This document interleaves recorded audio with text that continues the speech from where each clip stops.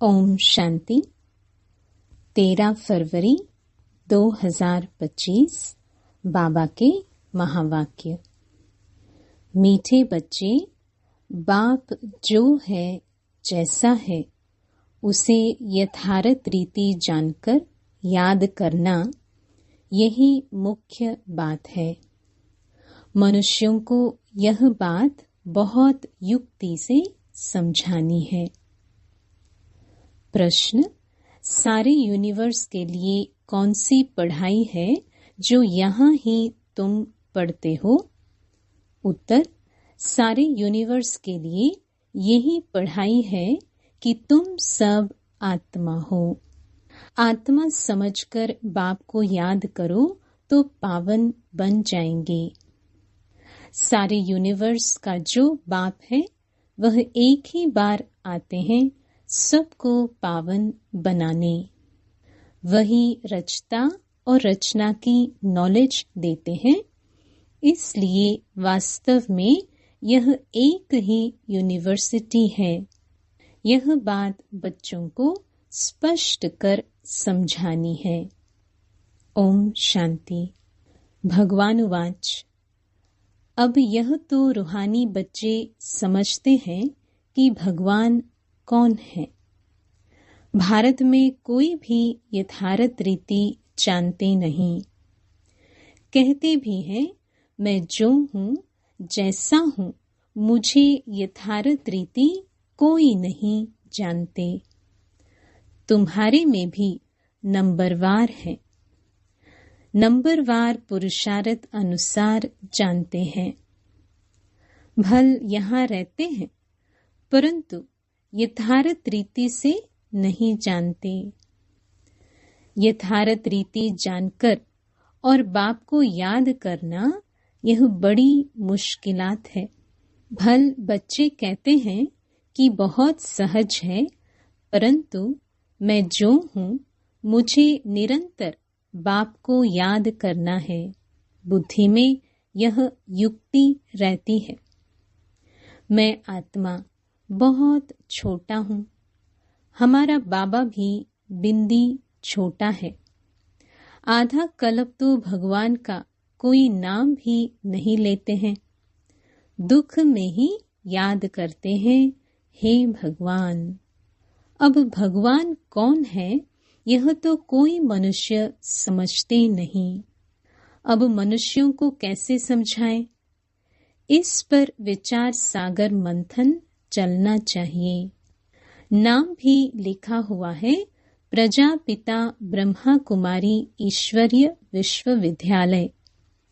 इससे भी समझते नहीं है कि यह रूहानी बेहद के बाप का ईश्वरीय विश्वविद्यालय है। अब क्या नाम रखें जो मनुष्य झट समझ जाए? कैसे मनुष्यों को समझाएं कि यह यूनिवर्सिटी है? यूनिवर्स से यूनिवर्सिटी अक्षर निकला है। यूनिवर्स अर्थात सारा वर्ल्ड, उसका नाम रखा है यूनिवर्सिटी, जिसमें सब मनुष्य पढ़ सकते हैं। यूनिवर्स के पढ़ने लिए यूनिवर्सिटी है। अब वास्तव में यूनिवर्स के लिए तो एक ही बाप आते हैं, उनकी यह एक ही यूनिवर्सिटी है। एम ऑब्जेक्ट भी एक है। बाप ही आकर सारे यूनिवर्स को पावन बनाते हैं, योग सिखाते हैं। यह तो सब धर्म वालों के लिए है। कहते हैं अपने को आत्मा समझो, सारे यूनिवर्स का बाप है इनकॉर्पोरियल गॉड फादर। तो क्यों ना इसका नाम spiritual university of spiritual incorporeal God father रखें? ख्याल किया जाता है ना। मनुष्य ऐसे हैं जो सारे वर्ल्ड में बाप को एक भी नहीं जानते हैं। रचता को जाने तो रचना को भी जाने। रचता द्वारा ही रचना को जाना जा सकता है। बाप बच्चों को सब कुछ समझा देंगे और कोई भी जानते नहीं। ऋषि मुनि भी नेति नेति करते गए तो बाप कहते हैं तुमको पहले यह रचता और रचना की नॉलेज नहीं थी, अभी रचता ने समझाया है। बाप कहते हैं मुझे सब पुकारते भी हैं कि आकर हमको सुख शांति दो, क्योंकि अभी दुख अशांति है। उनका नाम ही है दुख हरता सुख करता। वह कौन है? भगवान। वह कैसे दुख हर कर सुख देते हैं, यह कोई नहीं जानते हैं। तो ऐसा क्लियर कर लिखें जो मनुष्य समझे, निराकार गॉड फादर ही यह नॉलेज देते हैं। ऐसे ऐसे विचार सागर मंथन करना चाहिए। बाप समझाते हैं मनुष्य सभी है पत्थर बुद्धि, अभी तुमको पारस बुद्धि बना रहे हैं। वास्तव में पारस बुद्धि उन्हें कहेंगे जो कम से कम 50 से अधिक मार्क्स लें। फेल होने वाले पारस बुद्धि नहीं। यह भी कोई समझते नहीं है कि राम को बाण क्यों दिखाए हैं।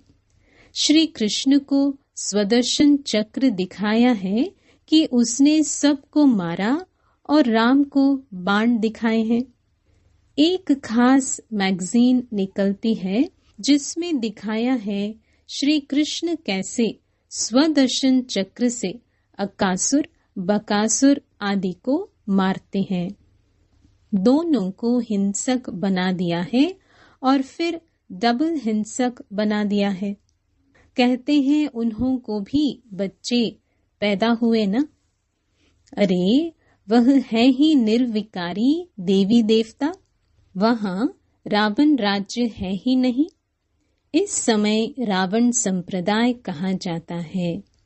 अभी तुम समझाते हो हम योग बल से विश्व की बादशाही लेते हैं, तो क्या योग बल से बच्चे नहीं हो सकते? वह है ही निर्विकारी दुनिया। अभी तुम शूद्र से ब्राह्मण बने हो।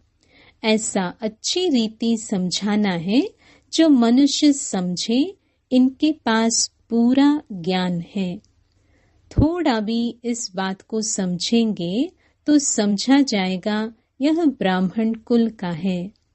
कोई के लिए तो झट समझ जाएंगे यह ब्राह्मण कुल का है नहीं। आते तो अनेक प्रकार के हैं ना। तो तुम spiritual university of spiritual incorporeal God father लिख कर देखो क्या होता है। विचार सागर मंथन कर अक्षर मिलाने होते हैं। इसमें बड़ी युक्ति चाहिए लिखने की। जो मनुष्य समझे, यहाँ यह नॉलेज गॉड फादर समझाते हैं अथवा राजयोग सिखलाते हैं। यह अक्षर भी कॉमन है। जीवन मुक्ति डेटी सोमनिटी इन अ सेकंड। ऐसे ऐसे अक्षर हो जो मनुष्यों की बुद्धि में बैठे।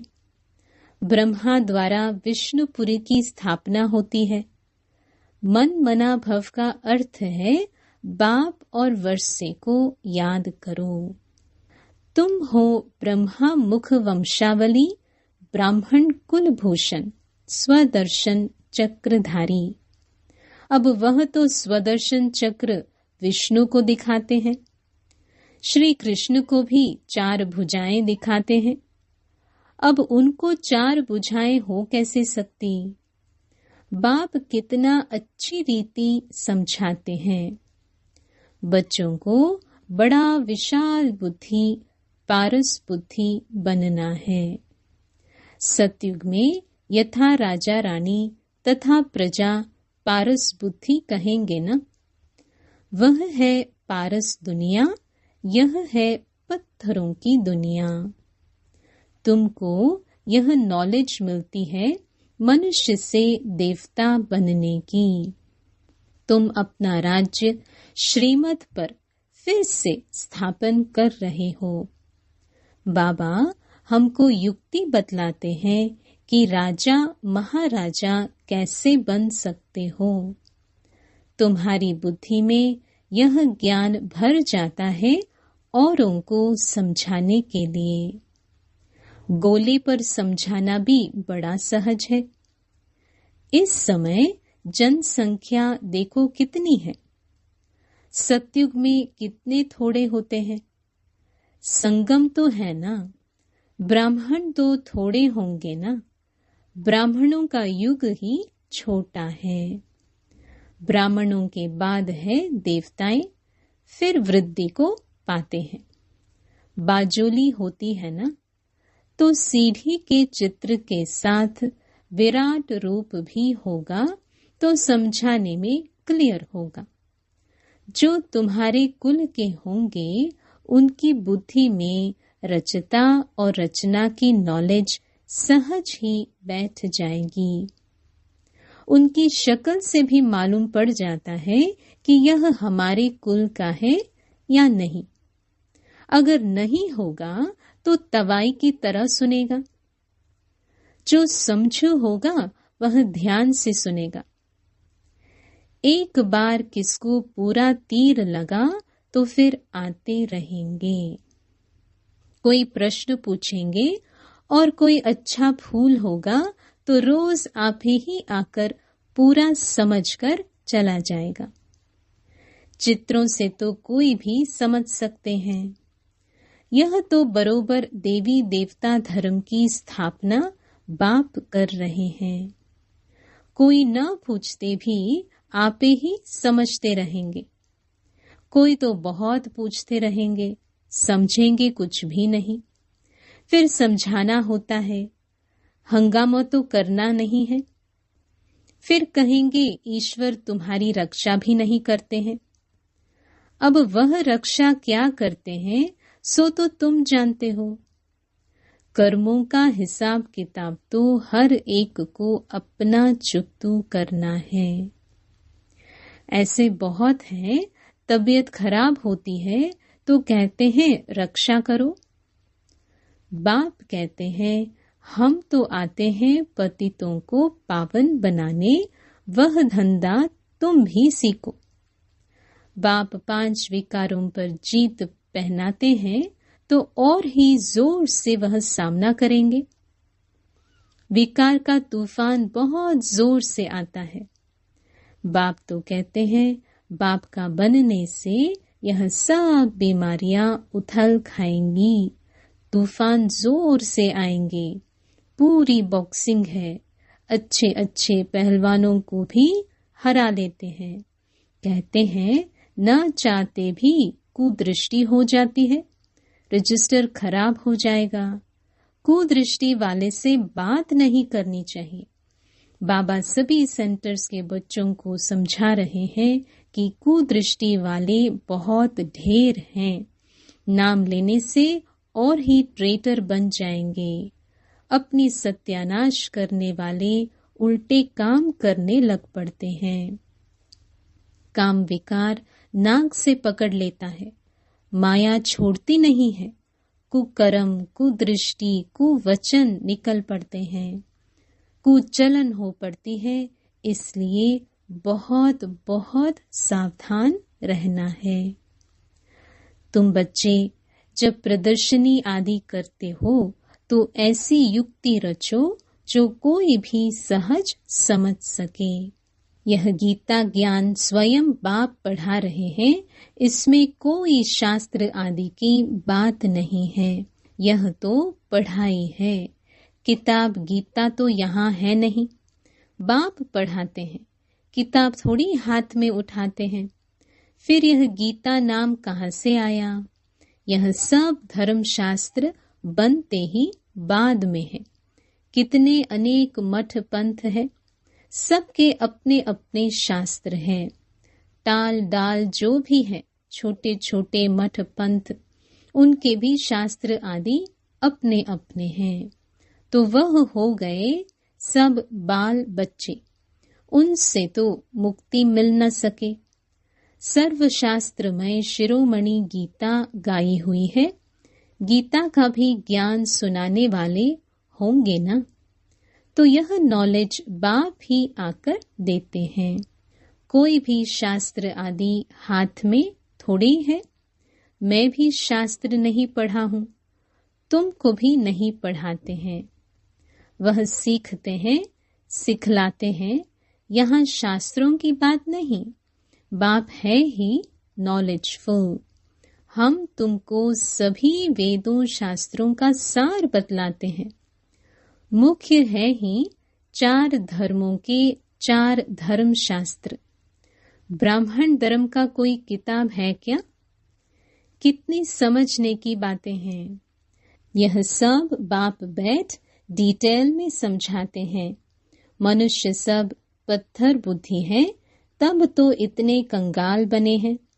देवताएं थे गोल्डन एज में, वहां सोने के महल बनते थे, सोने की खानियां थी।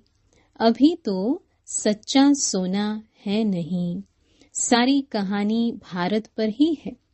तुम देवी देवता पारस बुद्धि थे, विश्व पर राज्य करते थे। अभी स्मृति आई है, हम स्वर्ग के मालिक थे, फिर नरक के मालिक बने हैं, अब फिर पारस बुद्धि बनते हैं। यह ज्ञान तुम बच्चों की बुद्धि में है, जो फिर औरों को समझाना है। ड्रामा अनुसार पाठ चलता रहता है। जो टाइम पास होता है सो एक्यूरेट। फिर भी पुरुषार्थ तो कराएंगे ना। जिन बच्चों को नशा है कि स्वयं भगवान हमको हेवन का मालिक बनाने के लिए पुरुषार्थ कराते हैं, उनकी शक्ल बड़ी फर्स्ट क्लास खुशनुमा रहती है। बाप आते भी हैं बच्चों को पुरुषार्थ कराने प्रारब्ध के लिए। यह भी तुम जानते हो, दुनिया में थोड़ी कोई जानते हैं। हेवन का मालिक बनाने भगवान पुरुषार्थ कराते हैं तो खुशी होनी चाहिए। शक्ल भी फर्स्ट क्लास खुशनुमा होनी चाहिए। बाप की याद से तुम सदैव हर्षित रहेंगे। बाप को भूलने से ही मुरझाइश आती है। बाप और वर्षे को याद करने से खुशनुमा हो जाते हैं। हर एक की सर्विस से समझा जाता है। बाप को बच्चों की खुशबू तो आती है ना। सपूत बच्चों से खुशबू आती है, कपूत से बदबू आती है। बगीचे में खुशबूदार फूल को ही उठाने के लिए दिल होगी, अक को कौन उठाएंगे? बाप को यथार्थ रीति याद करने से ही विक्रम विनाश होंगे। अच्छा, मीठे मीठे सिक्की लधे बच्चों प्रति माता पिता बाप दादा का याद प्यार और गुड मॉर्निंग। रूहानी बाप की रूहानी बच्चों को नमस्ते। धारणा के लिए मुख्य सार। पहला, माया की बॉक्सिंग में हारना नहीं है। ध्यान रहे कभी मुख से कुवचन न निकले, कुदृष्टि कुचलन कुकर्म न हो जाए। दूसरा, फर्स्ट क्लास खुशबूदार फूल बनना है। नशा रहे कि स्वयं भगवान हमको पढ़ाते हैं। बाप की याद में रह सदैव हर्षित रहना है, कभी मुरझाना नहीं है। वरदान, चैलेंज और प्रैक्टिकल की समानता द्वारा स्वयं को पापों से सेफ रखने वाले विश्व सेवाधारी भव। आप बच्चे जो चैलेंज करते हो, उस चैलेंज और प्रैक्टिकल जीवन में समानता हो, नहीं तो पुण्य आत्मा के बजाय बोझ वाली आत्मा बन जाएंगे।